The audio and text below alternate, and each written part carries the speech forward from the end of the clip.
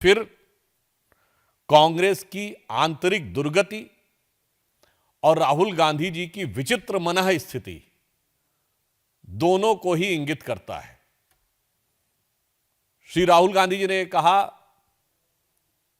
कि कांग्रेस में दो प्रकार के लोग हैं, परंतु मैं कोई इससे मिला हुआ है, कोई उससे मिला हुआ है। मुझे लगता है अपनी पार्टी के लोगों को पब्लिकली ह्यूमिलिएट करने का ऐसा उदाहरण कभी देखने को नहीं मिलेगा।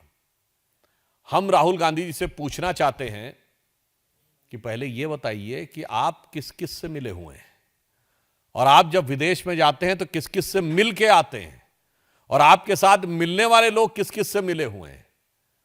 और जब से सोनिया जी और राहुल जी का दौर आया है, तब से ही गुजरात में कांग्रेस की स्थिति ज्यादा खराब हुई है। आप अनेक संदिग्ध संस्थाओं से मिले हुए प्रतीत होते हैं। जिस प्रकार के संपर्क निकलकर सामने आते हैं, मुझे लगता है कि आज प्रश्न यह ज्यादा महत्वपूर्ण है कि कांग्रेस पार्टी का सर्वोच्च नेतृत्व किस किस से मिला हुआ है और विदेश में जाकर किस किस से मिलने आता है। मैं सिर्फ उनको याद दिलाना चाहता हूं कि गुजरात में, जहां से हमारे प्रधानमंत्री श्री नरेंद्र मोदी जी भी हैं, उन्होंने सरदार पटेल की सबसे ऊंची प्रतिमा, विश्व की सबसे ऊंची प्रतिमा बनाई, मगर आज तक गांधी परिवार या कांग्रेस का कोई भी नेता वहां पर देखने भी नहीं गया। यह इस बात का प्रमाण है कि अपने नेताओं के प्रति भी इनका सम्मान बदल जाता है यदि उन्हें वास्तविक सम्मान मिल जाए। और राहुल गांधी जी ने यह भी कहा कि कोई जंजीर से बंधा हुआ है। वैसे तो अब वो अपने जिन भी नेताओं के बारे में टिप्पणी कर रहे हैं कि वो बंधे हुए हैं, अब वो शेर हैं या कोई और हैं, जंजीर से बंधे हुए हैं। हाँ, ये बात सही है कि वो परिवारवाद की जंजीर ना हो तो पता नहीं कितने लोग छोड़कर जाने की बना स्थिति में तैयार हो जाए। मुझे लगता है, याद दिलाना चाहता हूं, सरदार सरोवर प्रोजेक्ट में जो लोग उनके विरोध में खड़े थे, धुर वामपंथी और नक्सलियों के समर्थन करने वाले लोग, वो सब राहुल गांधी जी के साथ थे। और राहुल गांधी जी ने कहा कि वो न शर्म से कह रहे हैं, न डर से कह रहे हैं। तो मैं पूछना चाहता हूं, 2022 के चुनाव में कितनी सभाएं की थी राहुल गांधी जी ने आके? मुझे लगता है कि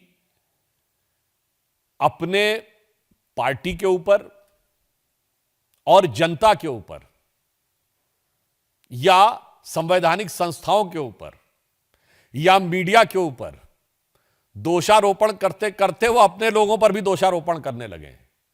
तो राहुल गांधी जी को मैं सुझाव देना चाहूंगा कि आप दूसरों में दोष देखना बंद करिए और आत्मावलोकन करिए। You do the self introspection, तो आपको समझ में आएगा कि बुरा जो देखन मैं चला, बुरा न मिलिया कोई, जो दिल खोजूं आपना, मुझसा बुरा न कोई। मुझे लगता है राहुल गांधी जी को सेल्फ इंट्रोस्पेक्शन करना चाहिए। वो देश की हर संस्थाओं के ऊपर, देश की संवैधानिक संस्थाओं से लेके, देश की सरकार से लेके, जनता, माननीय प्रधानमंत्री जी, और अब अपनी पार्टी के लोगों को भी अपशब्दों का प्रयोग करने लगे हैं। इसीलिए मैंने कहा यह कांग्रेस के अंदर की दुर्गति और राहुल गांधी जी की बिगड़ती हुई मनः स्थिति का प्रमाण है। दूसरा विषय यह है कि कर्नाटक कांग्रेस ने, कर्नाटक में कांग्रेस की सरकार ने जो कल बजट दिया, भारत विश्व की 5वीं बड़ी उभरती हुई अर्थव्यवस्था है और अगले वर्ष वो वर्ल्ड के ग्रोथ रेट में सबसे ज्यादा कंट्रीब्यूट करने वाली बड़ी अर्थव्यवस्था बनने जा रही है। और बेंगलुरु को भारत की इंटेलेक्चुअल कैपिटल के समान माना जाता है। और उसी बेंगलुरु में कर्नाटक की सरकार ने जो बजट में इंटेलेक्चुअल डिसऑनेस्टी की है, उसे देखकर कर्नाटक की जनता और देश की जनता हैरान है और दुखी है। मैं आपको याद दिलाना चाहता हूं, यह वही कर्नाटक कांग्रेस है जिसके कि कई नेताओं ने बहुत आपत्तिजनक बयान दिए थे। यहां के वित्त मंत्री रहे थे संभवतः उनका नाम मिस्टर DK सुरेश था, जिन्होंने यहां तक बोल दिया था कि टैक्स कलेक्शन यहां ज्यादा होता है और उत्तर भारत में कम होता है। तो पत्रकार ने उनसे पूछा कि क्या अलग होने पर विचार करना चाहिए, तो उन्होंने उसके लिए भी हां बोल दिया था। अब समझ में आता है कि वो जो टैक्स कलेक्शन हो रहा है उसका डिस्ट्रीब्यूशन कहां जा रहा है।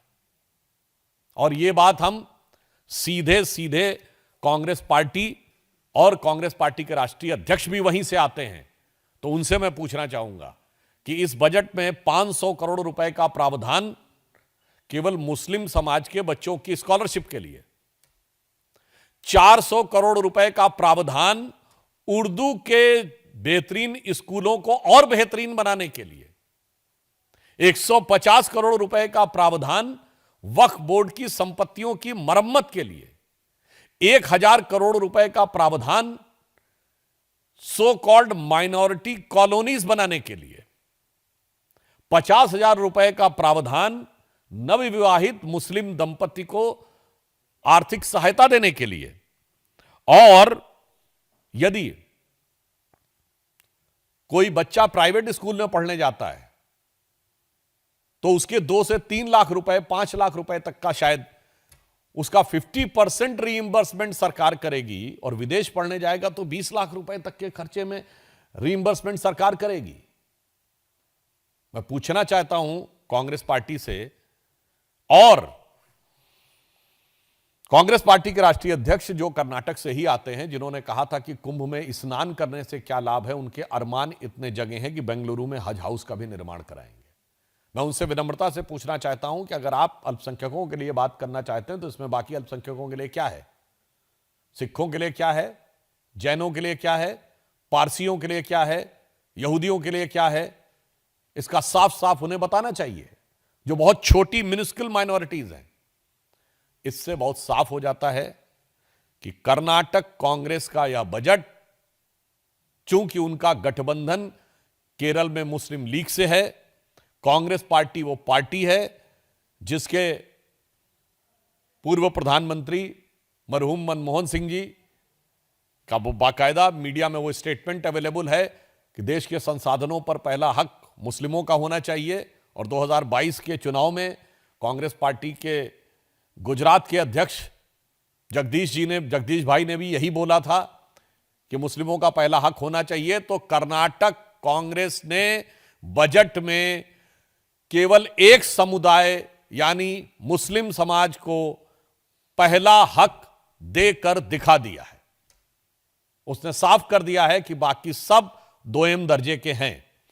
केरल में उनका मुस्लिम लीग से गठबंधन है, तो अब लगता है कि कांग्रेस की मानसिकता जो पहले से ही एक पक्षी एकांगी थी, अब उस पर पूरा लीगी प्रभाव आता जा रहा है।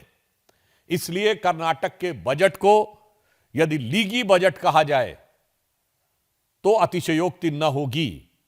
तो मैं कांग्रेस से पूछना चाहता हूं कि कर्नाटक का यह बजट आपने क्या मुस्लिम लीग के प्रभाव में दिया है, और या केरल में अगले साल होने वाले चुनावों को ध्यान में रखते हुए कर्नाटक के टैक्स पेयर के पैसे से आपने केरल में अपने गठबंधन सहयोगी को संतुष्ट करने का प्रयास किया है।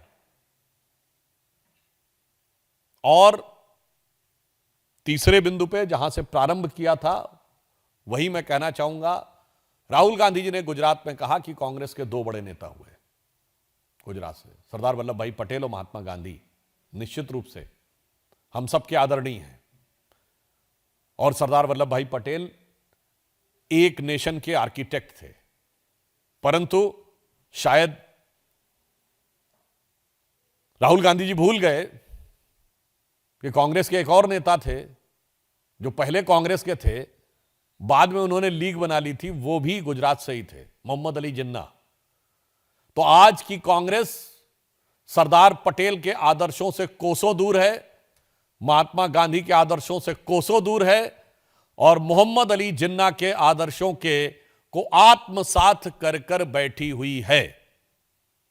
यह गुजरात से लेकर कर्नाटक तक, और कर्नाटक से लेकर केरल तक, और वहां से लेकर इनके तमाम गठबंधन सहयोगियों के बयानों से, बजट के प्रावधानों से साफ साफ स्पष्ट दिखाई पड़ रहा है।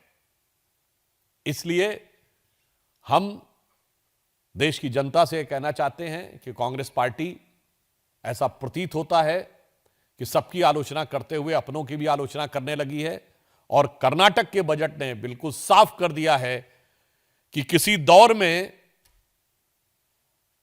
जो मुस्लिम लीग का स्थान था विभाजन से पहले के दौर में, अब भारत की राजनीति में वह स्पेस कांग्रेस पार्टी लेती चली जा रही है। और यह सुविचारित तरीके से यह उनका विचार है। जो रामलला को प्रणाम करने अयोध्या नहीं गए, जो कुंभ में स्नान करने प्रयागराज नहीं गए, उन्होंने ही कर्नाटक के बजट में सारे प्रावधान करके अपने अरमानों को पूरी बेबाकी के साथ भारत की जनता के सामने रख दिया है। धन्यवाद।